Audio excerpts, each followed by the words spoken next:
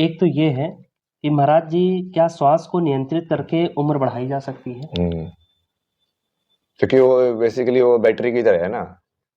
कि एक बार हार्ट जो बना वो इतना पंप की तरह है, वो कितने हाँ। टाइम कर सकता है, हाँ। या वो कितने टाइम तक ये होल्ड कर सकता है एक साथ टुगेदर।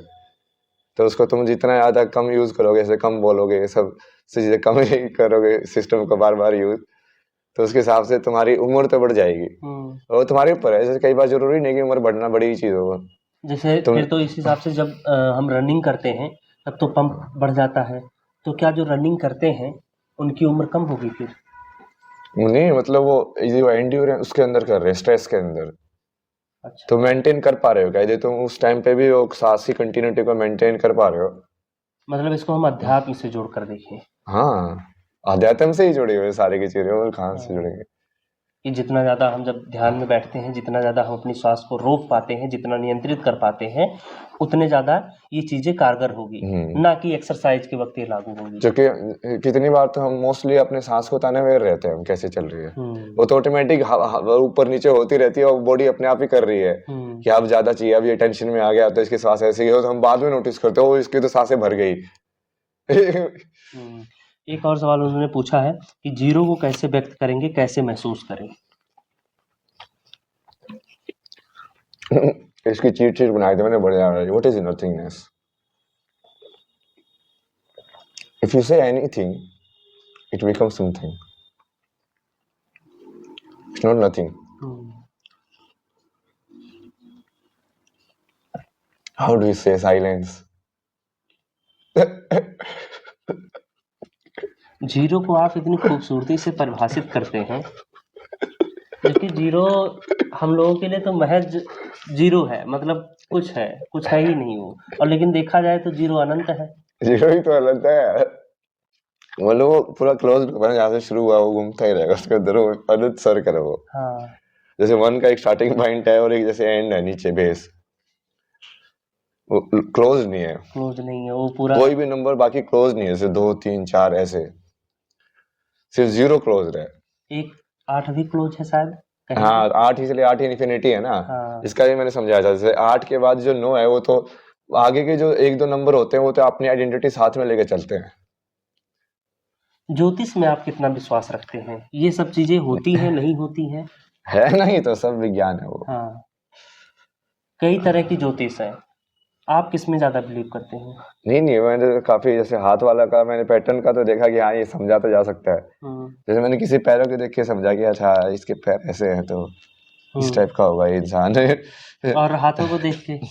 वो अब उसको तुम बस डीपर करते जाओ, तो बाकी हर चीज को देख के समझा जा सकता है, फेस को देख के समझा, वही वो तो ठीक है, वो अलग अलग वही है ना। हाँ। विज्ञान है वो। शुभ के 3-4 सवाल हैं। एक तो ये कि धारणा के क्या तरीके हैं? ईश्वर या खुद को जानने का क्या तरीका है?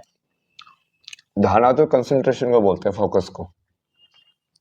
मतलब कोई भी माला जप करना 108 बार, वो भी धारणा बनाना है, जो कि एक चीज पे फोकस कर रहे हो। हाँ। तो धारणा बनाना वैसे भी जैसे हम बोलते हैं कि इसने ये धारणा बना ली, हाँ। वैसे यूज होता है कि उसकी चीज, वो चीज फिक्स हो गई है अब, तो किसी भी चीज के ऊपर कर सकते हो आप। ईश्वर या खुद को जानने का तरीका? यही तरीका है, धारणा, ध्यान, अच्छा, समाधि। एक और है। आपको देखकर कुतर्की लोग सिगरेट, बीड़ी, दारू पीने को जस्टिफाई कर सकते हैं। कृपया कैमरे के सामने स्मोक ना करें। क्या आप ये महसूस नहीं करते कि यदि आपको सात्विक भोजन और निवास स्थान मिले तो आप और अधिक आध्यात्मिक ऊंचाइयों को छू लेंगे? अपने आप होगा ना वो। अभी जैसे एनर्जी है, मैं तो उसके हिसाब से रिवर्ट कर रहा हूँ, एनर्जी बेटर हो जाएगी तो अपने आप ही इमेज बेटर हो जाएगी, क्योंकि मैं तो सिर्फ उसके रिफ्लेक्शन में हूँ। उन्होंने पूछा है, आप शारीरिक रूप से स्वस्थ नजर नहीं आते हैं, भोजन या विश्राम की व्यवस्था ठीक नहीं है? वो तो तुमको बताइए यार, विश्राम तो कहाँ मिलता है मेरे को। कल रात को मैं आराम से 1 बजे से सोया हूँ। हाँ। अच्छा, हम लोगों के निकलने के बाद में और भी इंटरव्यू हुए थे। कब आया था मैं यहाँ पे? 7:30 के आसपास पहुंचा था यहाँ पे। थोड़ा बहुत चीजें की। आखिरी सवाल महाराज जी आपसे, माता पिता को लेकर के भी उन्होंने भी पूछा, मेरा भी ये सवाल है कि उन्होंने लिखा है, कृपया माता पिता के प्रति घृणा और क्रोध को त्याग दें, क्योंकि वो भी अटैचमेंट का दूसरा तरीका है। क्या यह बेहतर नहीं है कि आप उनके बारे में सवालों पर मौन रहें? एग्जैक्टली यही तो बोला है मैंने कि वो भी अटैचमेंट का तरीका तब तक है जब तक वो माता पिता के रूप में देख रहे हो। तो मैंने उनसे तो पहले भी क्लियर किया है कि एज ए ह्यूमन बीइंग यदि वो आएंगे तो मुझे क्या दिक्कत है, सब ह्यूमन बीइंग ही है ना, सबके अंदर शिव है, उनके अंदर भी है, बट फिर वो धर्म भी देखना पड़ता है, विष्णु वाली साइड भी देखनी पड़ती है। अच्छा तुम लेकिन सबके अंदर शिव तो है, दुर्योधन के अंदर भी है, अर्जुन के अंदर भी है, बट कृष्ण फिर अर्जुन की साइड क्यों ले रहे हैं? हाँ। चलिए महाराज जी, बातचीत के लिए बहुत बहुत धन्यवाद आपका। तो आप लोगों ने जो भी सवाल पूछा था वो हमने महाराज जी से किया। अगर आपके कोई सवाल है तो #आस्क के साथ आप कमेंट में छोड़ सकते हैं। ऐसा में कहें तो बहुत ही कूल, कुछ भी आपसे पूछ लिया जाए, हर सवाल का जवाब है। यार क्योंकि मैं सवाल के समझ रहे हो बहुत सारे तरीके से जवाब दे सकते हो तुम। सिर्फ जैसे जब भाषा नहीं समझते हो तो एनर्जी में भी रिवर्ट कर सकते हो उस चीज को कि मुझे एनर्जी में कैसे महसूस हुई है। फिर उसके बाद तो साइकोलॉजिकली उसको वो करो, इसका वो करो। वो तुमको सिर्फ उसका पैटर्न समझ के उसको भाषा को ही तो समझना है। भाषा अनलिमिटेड थोड़ी, अनलिमिटेड होती तो एआई कैसे कैप्चर करती? इतने सारे पैटर्न से कैप्चर कर लिया उसने सारी भाषा को। एआई से आप कुछ भी पूछ लो, मेरी तरह ही हो, वो सारे सवालों का जवाब देगी और बढ़िया तो देगी बल्कि। कुछ भी पूछा जाए उससे, ये तो है। तो उससे क्या किया, बस बहुत सारा डेटा इंजेस्ट करके उसका स्ट्रक्चर बना दिया आप उसमें। अच्छा, क्लाइमेट को लेकर बहुत सारी बातें होती हैं, ग्लोबल वार्मिंग को लेकर होती हैं। आपने कहा था सोलर फ्लेयर वाला कि दुनिया खत्म हो जाएगी, सारी चीजें। ये तो होने वाला है ना वो।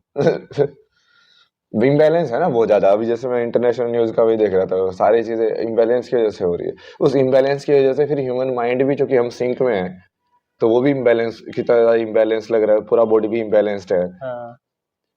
सारे के सारे जो तत्व है सब इम्बैलेंस में है ना। पानी भी इम्बैलेंस में हो गया, हवा भी, फायर भी, कुछ ना शुद्ध पानी भी नहीं मिलता है, शुद्ध हवा भी नहीं मिलती है। जैसे हवा में ये एसी इन सब से ले रहे हैं, पंखों से ले रहे हैं। हाँ। तो वो हवा वाला तत्व थोड़ी है, तो उल्टा प्रोड्यूस क्या हुआ है। अच्छा, बिग बैंग को कैसे देखते हैं, जो यूनिवर्स क्रिएट हुआ? नहीं वो तो ठीक है, वो तो माइंड की प्रोजेक्शन है। पहले तो तुमने उससे पहले ही स्पेस एंड टाइम तो पहले ही अज्यूम कर लिया थ्योरी को रखने के लिए कि हाँ ये ऐसे है, ये ऐसे एक्सपेंड हो रहा है। एक्सपेंड हो रहा है मतलब उस वर्ड के अंदर ही तुमने स्पेस और टाइम को अज्यूम कर लिया। अध्यात्म से इसको कैसे जोड़ा जा सकता है? आध्यात्म से तो जुड़ा है ना वो। जैसे मैं उसको ऐसे समझाता था कि जैसे तुम वहां पे ये सब सोच रहे हो कि ये यूनिवर्स इतना बड़ा है, बट वो सब तो तुम्हारे माइंड के अंदर ही तो बन रही है वो डेप्थ ऑफ प्रोजेक्शन की। मुझे तो सिर्फ ये एक्चुअल में यहाँ पे सिर्फ डेटा मिल रहा है। उस डेटा को फिर मैं एक डेप्थ वाले उसमें 3D, मैं जो उसको वो समझाता था 3D ज्योमेट्री आर्किटेक्चर वैसे ही बताता था ना कि अब वो कैसे बन रही है वो सिमेट्री और ज्योमेट्री डेप्थ की फंक्शन की। हाँ ये एम्प्टी है और यहाँ आगे यहाँ पे ये ऐसी फॉर्म है। ये सबका सब खेल कौन कर रहा है? ब्रेन कर रहा है तुम्हारा। तो वो कैसे समझ रहा है उस चीज को, उस डेटा को। फाइनली तो तुम बेसिकली यही हो, यहाँ से ये पास डेटा है, बट हम क्योंकि हम इस फॉर्म में इतना ट्रैप हो जाते हैं कि ये वाली चीज भूल जाते हैं हम कि हमको ये इल्यूजन पूरा ऐसे ब्रेन प्रोसेस करके दिखा रहा है। सारी चीजें वर्चुअली हो रही वो सारी चीजें वर्चुअल हो रही, वही है क्वांटम जो थ्योरी है, बिल्कुल एग्जैक्टली।